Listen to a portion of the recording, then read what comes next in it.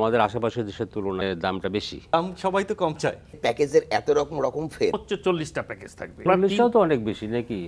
আপনাদের বিরুদ্ধে বড় একটা অভিযোগ ইন্টারনেটের দাম আমাদের আশেপাশের দেশের তুলনায় আমাদের এখানে দামটা বেশি। কি হচ্ছে যে দাম সবাই তো কম চায়। এখন আমাদের আমি যেটা সত্যি যেটা বলি, এই ফার্স্ট কোয়ার্টারে যেটা হয়েছে যে আমাদের গ্রোথও কিন্তু কমে গিয়েছে এবং যে ইনফ্লেশন যেটা হয়েছে, আমরা কিন্তু এই কোয়ার্টারে যেটা এক একজন মনে করেন 4%, 5%, 6% এরকম গ্রোথ হয়েছে, যেখানে ইনফ্লেশন প্রায় 11-12%। এটা তো রিসেন্ট, মানে গত 6 মাস যাবত। যদি এটা তো 6 মাস কেন, 1 বছর, আর 1 বছর আগের 5 বছরও একই কমপ্লেন ছিল। কিন্তু ইন্টারনেটের প্রাইস আপনি যদি বলেন যে যদি বলেন যে অ্যাকচুয়ালি কি আমরা কি বেশি দাম কিনা, আপনি যদি অন্য বাইরে যান, আমি তো শিওর যখন আমরা বাইরে যাই ইটস নট চিপ। ইভেন ইন্ডিয়াতে কিন্তু আমি বলবো যে আমাদের থেকে চিপার আই ডোন্ট থিঙ্ক সো। কিন্তু আমাদের আশেপাশের দেশ, ধরেন এই সাউথ এশিয়া বলেন, এইসব দেশগুলোর মধ্যে তো আমাদের রেট কিন্তু হাই না অ্যাকচুয়ালি। তাই এখানে আমাদের একটা বিভ্রান্তি হচ্ছে কি, বিভ্রান্তি হচ্ছে প্যাকেজ নিয়ে। এখানে প্যাকেজের এত রকম ফের মানুষ বিভ্রান্ত হয় যে আসলে একটা জিনিস কি, ইন্টারনেটটা কি আসলে কাঁচামাল। এটা কিন্তু একটা রেস্টুরেন্টের প্রোডাক্ট না, এটা কাঁচামাল কিন্তু র ম্যাটেরিয়াল। আপনি 1 কেজি যেমন চাল কেনেন, সেরকম আপনি 1 MBPS ব্যান্ডউইথ কিনতে পারেন। সো আপনি যখন এটা একটু মডিফাই করে আপনি আমার কাছে দিচ্ছেন, ফলে দামটা এইভাবে হওয়া উচিত যে 1 GB ইন্টারনেটের দাম আমি নেব এত টাকা, সেই অনুযায়ী প্যাকেজ দেয় 10 GB, আমাকে হয়তো কম টাকা কিংবা হতে পারে যে আনলিমিটেড একদিনে কত টাকা ইউজ করবো, তাইলে কিন্তু প্যাকেজ নিয়ে এত আরেকটা জিনিস ভুল ধারণা হবে না। কিন্তু এখন যেটা হচ্ছে প্যাকেজের জন্য সমস্যাটা হচ্ছে, কখনো আপনি বলছেন যে 20 GBps, মাঝখানে একটা নিয়ম করে দিল না বিটিআরসি বোধহয়, যে এই হরেক রকমের প্যাকেজ চলবে না। এটা তাহলে আমি বলি, আগে যেরকম ধরেন জাস্ট ইমিডিয়েট আগে প্রায় 90টা প্যাকেজ ছিল।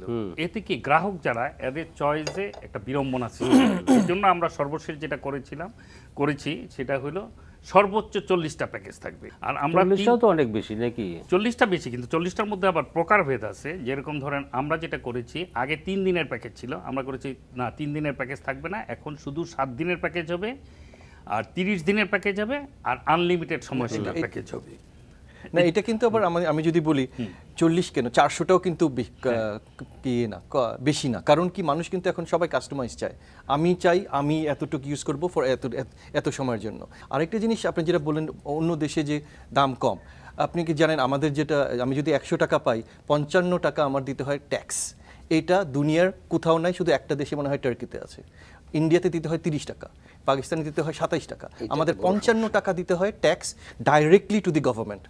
আমি যদি 100 টাকা পাই, 55 টাকার পরে তারপর আমার ICX আছে, IGW আছে, NTTN আছে, ফাইবার আছে, ওইখানে প্রায় 20 টাকা যেতে হয়। তো আমার কিন্তু 100 টাকার থেকে প্রায় আমার 75 টাকা থেকে 78 টাকা বিভিন্ন জনকে সঙ্গে দিয়ে দিতে হয়। বাকি থাকে আমার 22 টাকার মতন। This is my revenue. আপনাদেরকে অনেক সঙ্গে সরকারকে দিতে হয়, আরো অন্য অনেক টাকা দিতে হয়, এই জন্য আপনাদেরকে একটু বেশি করে দিতে হয়। হাই ট্যাক্সের অভিযোগ করছে অপারেটররা। হাই ট্যাক্সের অভিযোগ সেটা না, যে আমরা যে সরকারের নন ট্যাক্স রেভিনিউতে হাইয়েস্ট, এতে কোনো সন্দেহ নাই। সেই রেভিনিউ আসলে ওনাদের থেকে। একটা জিনিস কিন্তু আপনার ঠিক করতে হবে, সেটা হলো এটা ওনারা বলছেন একটু হাই, এটা ওনারা এনবিআর এর সাথে করবে। আমরা আসলে আজকে যদি ট্যাক্সেশনটা কমে যায়, তাহলে দেখবেন প্যাকেজটাকে যেগুলো দাম অনেক রিডিউসড হবে। আপনি 55 টাকা ট্যাক্স রেখে কোনোভাবে দামকে কমাতে পারবেন না, তাদের ব্যবসা করার সুযোগ দিতে হবে। আপনি যদি দেখেন যে মানে 5-6 বছর আগে কিন্তু 5টা অপারেট, 6টা ছিল, 2টা অলরেডি চলে গেছে, এয়ারটেল চলে গেছে, সিটিসেল চলে গেছে, ওয়াই আর কিন্তু আসছে।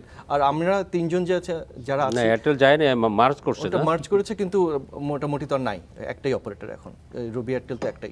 আরেকটা হচ্ছে যে আর কেউ আসছে না, ওয়াই কেউ ইনভেস্ট করতে আসছে না বাংলাদেশে, because of this of these conditions, the regulatory unpredictability, taxation. So এইটা কিন্তু আমাদের চিন্তা করতে হবে, আমার ফরেন ইনভেস্টর আসছে না কেন। I think this is something যে আমাদের we really have to think. আর নতুন কোনো অপারেটর আসছে না। জি, আরো কি নতুন কোনো অপারেটর এসে এখানে ব্যবসা করার স্কোপ আছে, নাকি স্যাচুরেটেড হয়ে গেছেন কিনা আপনারা? এখানে এখন মোবাইল, আমি তো বলবো যে মোবাইল ব্যবহারকারীদের সংখ্যা এখন 19 কোটি। তো আমাদের মানে এটা তো জনসংখ্যা 19 কোটি, মানে মোবাইল সিম ইউজার, কিন্তু অ্যাকচুয়ালি এখন ইউজ করছে মনে করেন 12 কোটি। এনিওয়ে ম্যাক্সিমাম মানুষের হাতে ফোন চলে গেছে, এখন নতুন অপারেটর এসে কি ব্যবসা করতে পারবে এখন? ডিজিটাল সার্ভিস দিবে, এই যে মনে করেন ওটিটি দিবে, মনে করেন আপনার যেমন এখন হেলথ সার্ভিস দিবে। আরেকটা জিনিস, বাংলাদেশে যেমন আমরা অন্য কিছুই করতে পারি না, অন্য দেশে আমাদের অন্য দেশে যে জায়গায় আছে ওরা মোবাইল ফাইন্যান্সিয়াল সার্ভিস দেয়, মোবাইল হেলথ দেয়, মোবাইল এডুকেশন দেয়। এখন যদি দেখা যায় আমরা একটা করতে যাচ্ছি, বন্ধ করে দিল, তাই আমরা যদি হেলথ সার্ভিস দেই, কালকে হেলথ মিনিস্ট্রি বলবে এটা বন্ধ করে দাও। So what do we do? মানে আমাদের predictability is such an issue. আমরা কিন্তু এখন ভয়েস আর ডেটা দিয়ে থাকতে পারবো না, ইটস এ ডাম পাইপ। এখন we have to give other digital services. এখন কিন্তু সবাই বলছে যে তোমরা ডিজিটাল সার্ভিস দাও, ডিজিটাল সার্ভিস দিব কিন্তু ওটা বন্ধ করে দেবে। So how do we move forward? It's a very challenging situation আমাদের জন্য, কারণ we have to move on.